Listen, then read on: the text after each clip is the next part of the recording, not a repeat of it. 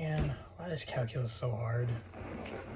Like, what am I even going to use this for later in life? Calculus, you say? Well, there's plenty of careers and different topics that use calculus all the time. Wait, calculus? How did you even know I was. How did you even get in here? Ah, no matter, just keep going. Go on, you say? Okay, just, you might want to just take a little bit of a seat, because this might be a while. Many people, like our friend from earlier, wonder what use their high school math has, in which case he's wondering what effect calculus is going to have on different things. But most teenagers and even adults wonder what calculus is even going to do for their lives. Like, what jobs is it going to give me? I'm not going to go out and work in NASA and develop rockets. I'm just going to be a mechanic or something. Well, that's kind of what I'm here to talk about today. Calculus and the world. Now, there might be various parts of calculus that are used in the real world.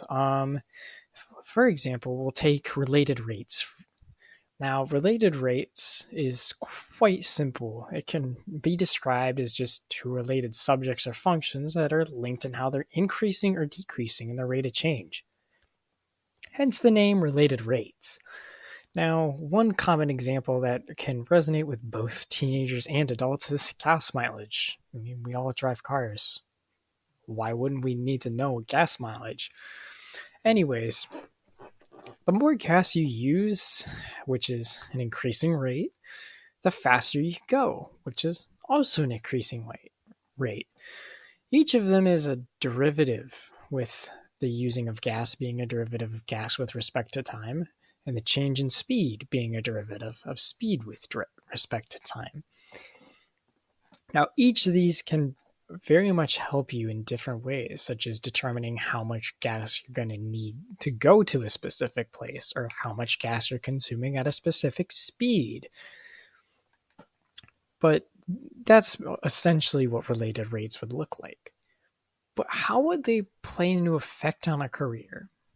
While there may be various careers that use related rates, one career that, well, calculus is very often associated with is astrophysicists, better known as rocket scientists to anybody watching.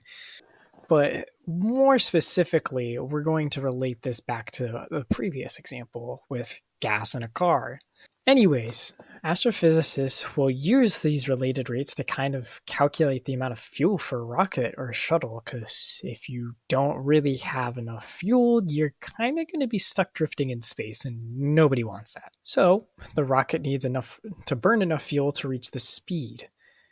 Why does it need to reach a certain speed? Because you can't break out of the atmosphere if you're not going at a very high speed. So, if an astrophysicist uses these related rates, they can take the rate of change of the speed and the rate of the gas burn to calculate the amount of gas they're going to need in order for the rocket to travel somewhere, say the moon, for example, or even the International Space Station. But there's certainly other factors that play into this, but it's a more simplified version of what they would actually do and how the career utilizes a little bit of calculus. But what about other topics? Now, typically when you think of calculus, you think of physics. Particle motion, for example, subject of calculus.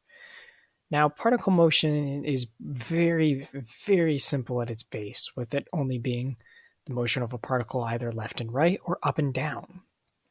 But it can also consist of different parts, including position, which is essentially the original function of a particle's movement. Velocity, the derivative of this position function in order to determine the change of position.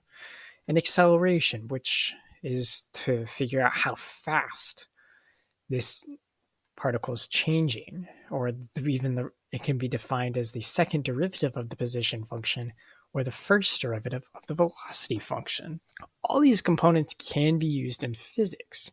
For example, throwing a ball to hit a target is particle motion. You have to figure out how fast a ball needs to go in order to hit the target. While there are certainly other factors that may play into it, that's the basic of it. Figure out how hard you got to throw it, and boom, you hit the target. But in addition, particle motion can also be where the ball will land after hitting the target, because that ball certainly isn't just going to drop straight to the ground after it hits it. It's going to bounce in a different way because it's got that velocity that needs to reach zero. And similar to related rates, there are also careers that utilize particle motion. While there may be similar things within astrophysicists or engineers, let's focus on a more entertainment type of career. Video game designers, for example, they use physics engines typically used to accurately develop the game and make it seem a little bit more realistic, as if you're actually in real life doing these events. With the increase of more technology that's more advanced and allows for greater and more complex engines, we're allowed to create more and more realistic engines and physics engines to immerse the player a little bit more. Now, let's take this clip on screen that was taken from a game known as Dead by Daylight. Here you can see a hatchet being thrown. Now, if you see, it varies in the velocity for how long I hold the hatchet. The longer the hatchet is held, or charged as it's called in game, the faster and farther it goes, mostly due to built up power within the player. But you can also see that the hatchet does eventually land on the ground and isn't just a straight obstacle, which is the physics engine acting onto the hatchet to make sure that the game is still realistic. Now, if we take a look from the same exact game on a different character, you can see a person being thrown. Yes, you heard that right, a person being thrown. While it is certainly strange to say out loud, it's also another showcase of the game's engine using physics, as well as the velocity at where it's thrown. However, it's still not the only games that exhibit this. Many games exhibit physics engines. Take this one from the game Getting Over It with Bennett Foddy. This game certainly uses physics in a very, very compelling way. In fact, it's the whole point of the game. In this game, physics, velocity, and acceleration are very important for the progress.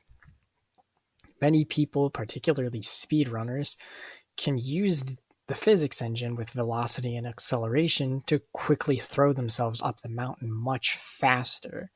As you can see in this clip, I'm struggling a little bit, but I am getting there. But this is much more complex than the previous example's physics engine, with it using more velocity and acceleration when it comes to it.